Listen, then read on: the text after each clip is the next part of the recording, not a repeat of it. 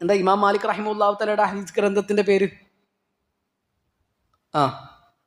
സ്വഹീഹുൽ ബുഖാരിക്കൊക്കെ മുമ്പുള്ള ഹദീസ് ഗ്രന്ഥമാണ് ഇമാം മാലിക്കിന്റെ ഹദീസ് ഗ്രന്ഥം.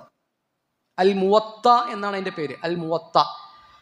ഹിജ്റ 179 ഇമാം മാലിക് റഹിമഹുല്ലാഹു തആല മരിക്കുന്നത്. ഹിജ്റ 3-ാം നൂറ്റാണ്ടുകാരനാണ്, അല്ല 2-ാം നൂറ്റാണ്ടുകാരൻ.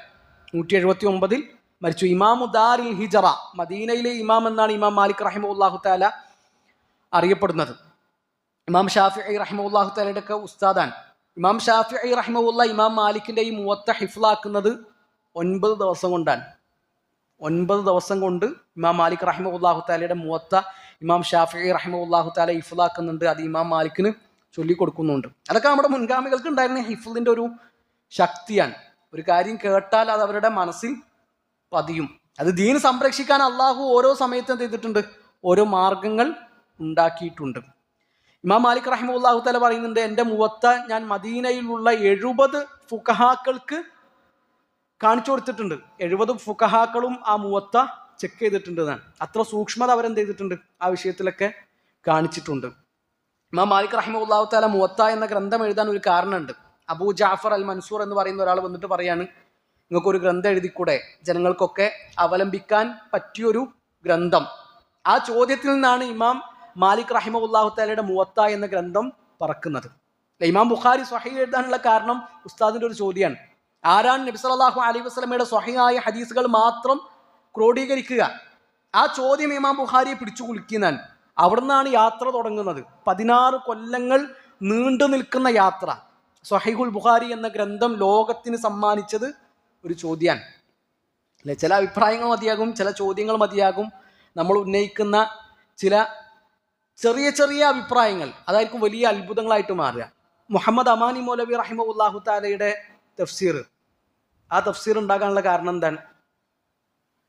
1959 കെ എം മൗലവി റഹിമഹുല്ലാഹു തആലക്ക് ഒരു കത്ത് കിട്ടാൻ പാലക്കാട് ഒലവക്കോടുള്ള KP മുഹമ്മദ് സാഹിബ് എന്ന മനുഷ്യൻ എഴുതിയൊരു എഴുത്ത്.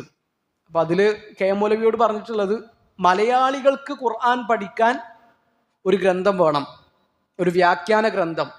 അതിനാവശ്യമായ സാമ്പത്തിക ചെലവുകളൊക്കെ ഞാൻ വഹിച്ചോളാം, നിങ്ങളൊരു ഗ്രന്ഥം എഴുതി തന്നാൽ മതി എന്നാണ്. ആ കത്ത് കിട്ടുമ്പോൾ കെ എം മൗലവി റഹിമഹുല്ലാഹു തആലയുടെ പ്രായം 73 വയസ്സാണ്. കെ എം മൗലവി റഹിമഹുല്ലാഹു തആലയുടെ ചിരകാല സ്വപ്നങ്ങളിൽ ഒന്നാണ് മലയാളത്തിലുള്ളൊരു തഫ്സീർ. എന്നാൽ ആ പ്രായത്തിൽ തഫ്സീർ എഴുതാനുള്ള ഒരു അവസ്ഥയിലല്ല മൗലവി ഉള്ളത്.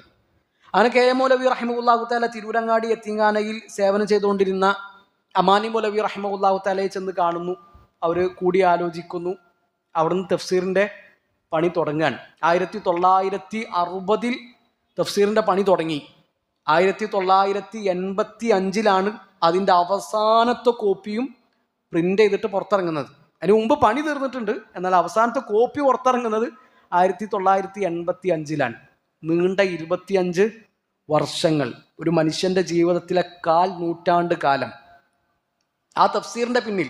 ഇപ്പം ഇസ്ലാഹി പ്രസ്ഥാനം കേരളത്തിന് നൽകിയ ഏറ്റവും വലിയ സമ്മാനങ്ങളിൽ എന്താണ്, ഏറ്റവും അമൂല്യമായ സംഭാവന എന്താണെന്ന് ചോദിച്ചാൽ നമുക്ക് സംശയമില്ലാതെ പറയാൻ പറ്റിയൊരു സംഗതിയാണ് മുഹമ്മദ് അമാനി മൗലവി റഹിമഹുല്ലാഹു തആലയുടെ തഫ്സീർ.